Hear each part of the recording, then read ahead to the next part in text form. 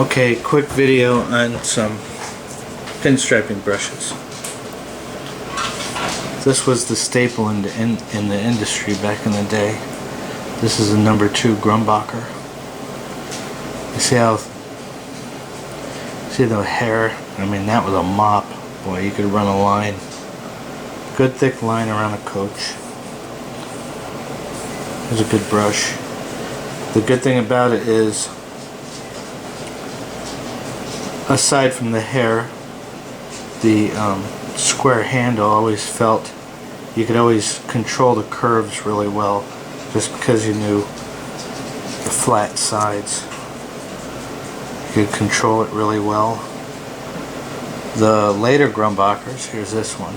I don't know what I used this on, but I know I trimmed the belly. You can see I trimmed the belly right here.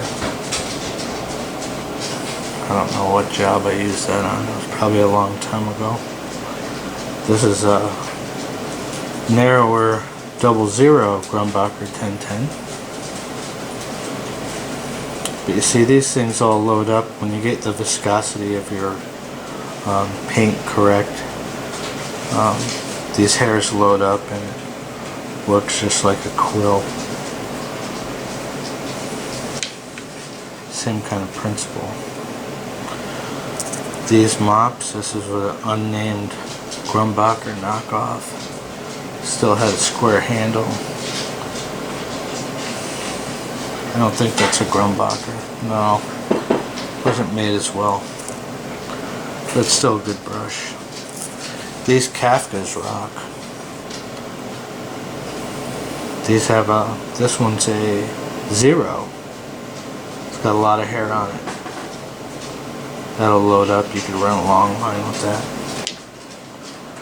The smaller ones. What's this one? Oh, this is another Grumbacher. We got a lot of Grumbachers.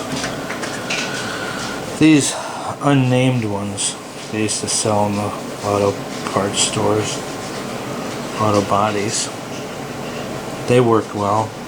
These look like a regular Mac knockoff.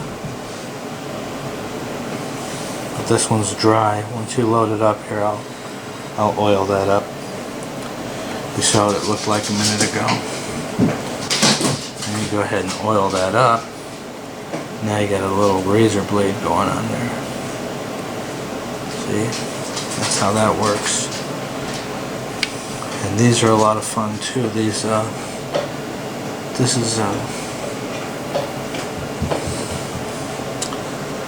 is a Mac long bob. That doesn't have the your typical pinstriping hair shape to it. What's this one? This looks like a 0 Mac right here. Yeah, I think this is a Mac. But it's quite old. Most of mine are quite old. But these pinstriping brushes, these run good long lines, straight lines, coach lines. And then I use things like these, like the long bobs. I use these. I use these for my curves and my designs and stuff like that. And one of my faves is right here. This is the Bobo Super Quad. You see the length of this versus the length of a pinstriping brush versus the length of a, put the big mop.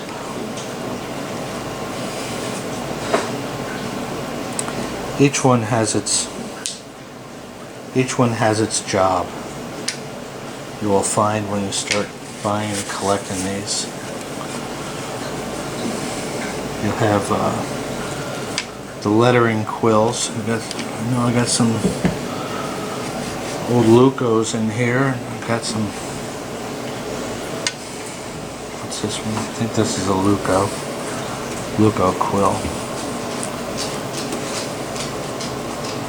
Some crap on the end of it, but oh no, this is an old. One of you guys would come up with the name of it. Something Masters. I don't know. They came with the quill and the brush. See that? I forgot the names of those. What was this? This is a, oh, that's what it is. This is a French Masters right here. That's not what the other ones are. This is a French Masters. The hair is this long. It's almost 2 inches long, so it loads up really nice. You get a lot of good use from those. Anyway, all the way down to your little, what's this? Is this the Alan Johnson? Yeah, this is the Alan Johnson 4-aught, I think. Alan Johnson 4-aught. I don't know what this other one is. Anyway, when you start out, see, here's an old Mac. I know I used this one before. This is a Mac 0. I trimmed the belly of it, and of course when you trim the belly of it, you get another narrow pinstriping brush. Don't ever trim the other side of it, and you really shouldn't have trimmed that much of it. It's just, I don't remember what job that was for, but needed it. Same thing with that one. What's this one? Oh, this is another Grumbacher trimmed belly. We did that a lot, if I remember correctly, for the turns. Here's another 0 Mac trimmed. Here's an untrimmed Mac. See the size of that hair? Let's measure it right here. It's about 2.5 inches of hair right there. Anyway, they load up really well. That's your idea of what you'll be using. See, on this big number 2, Grumbacher, that's what, close to a 1/2 inch thick. Boy, that's a good, I don't know how. There's a lot of hair there. That'll carry. When you're doing those little finer designs, you get the narrower brushes. What do I have?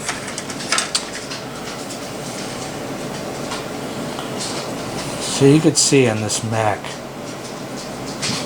this is the Mac right here, and that's the Grumbacher. Grumbacher's a lot thicker right there. Throws a heavier line.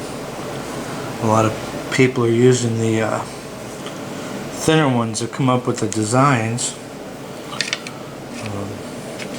I wasn't that disciplined back then, so I would always cheat, and I'd use these long bobs and stuff like that for the fancy designs, just because of time. This is what the Bobo Mac looks like when it's dry, fresh out of the box. And where's that other one I have? And then here it is oiled up. Look at the difference. But that's just to show you.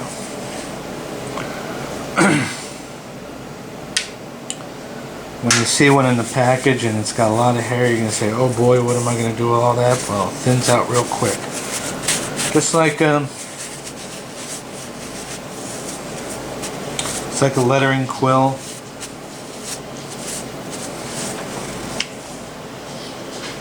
They're all going to work great with practice, and you're going to find